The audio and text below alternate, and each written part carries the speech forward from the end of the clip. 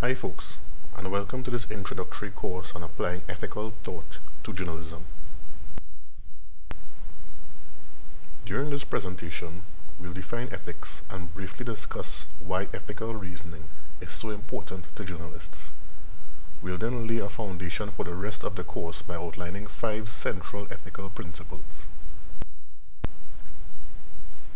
Ethics itself is a somewhat broad term that describes a system of determining what is considered right or wrong. Ethical reasoning is not as personal or rigid as morals, and is more concerned with whether an action can be deemed fair or beneficial to wider society.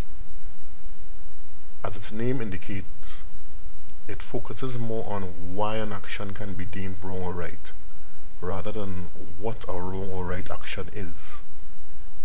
In the context of this course, ethical reasoning can be applied to specific professions by taking into account the goals, values, and challenges of these professions. Professional ethics and personal morals sometimes conflict with each other.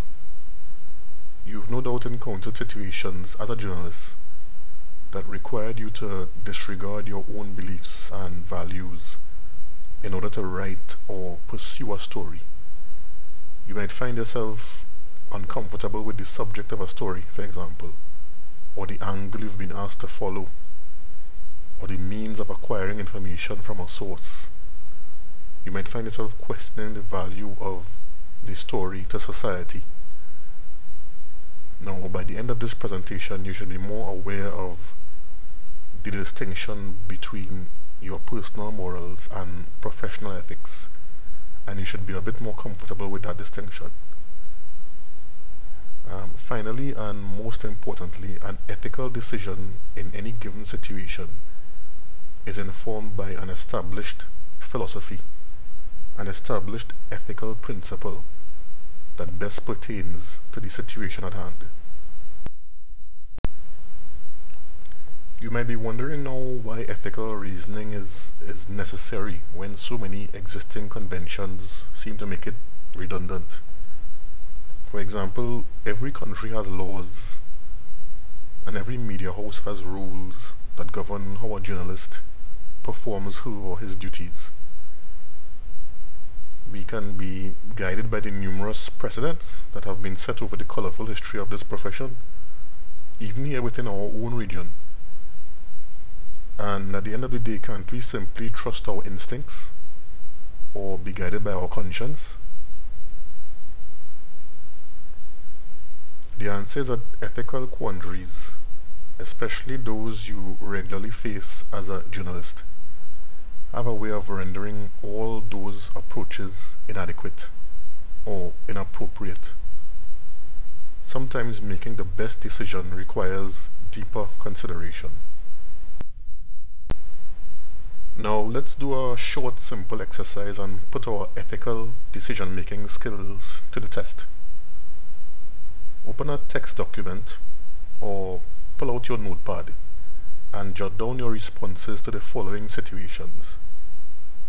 We'll compare notes later on in the forum.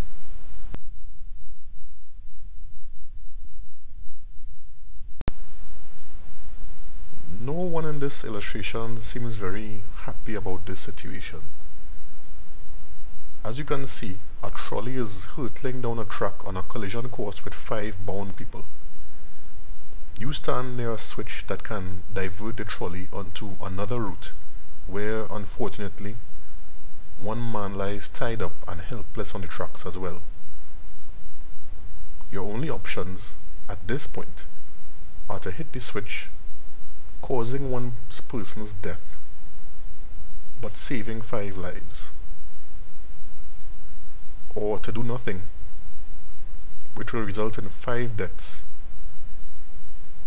but leave the single captive alive.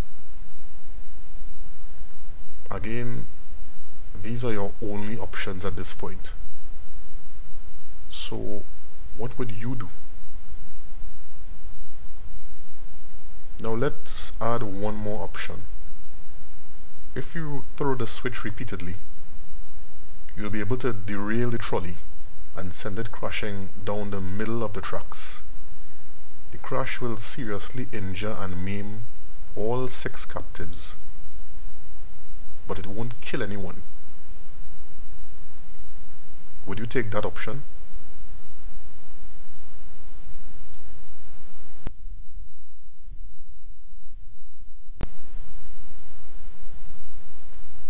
Here's a slight shift in our dilemma that requires a more direct solution.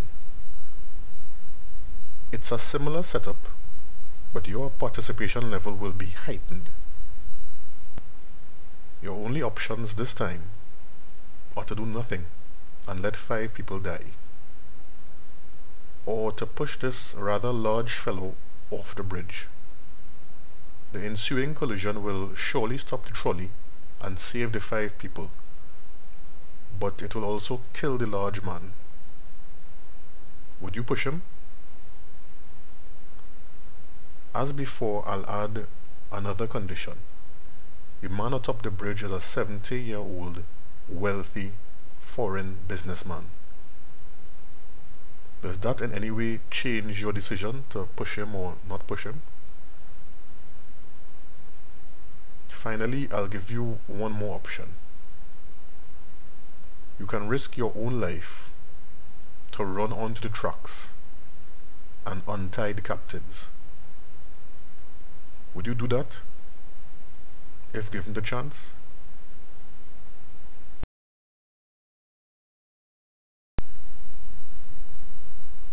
That exercise is known in ethical studies as the trolley problem, and the decisions were all meant to be difficult. There's just enough of a negative consequence to each option to make you doubt whether you've done the right thing. It should be a sensation you're used to as a journalist. Now here's the thing.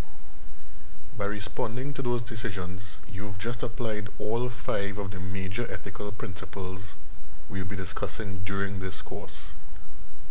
In the second part of this presentation, we'll outline each of those principles and the role they play in ethical decision making.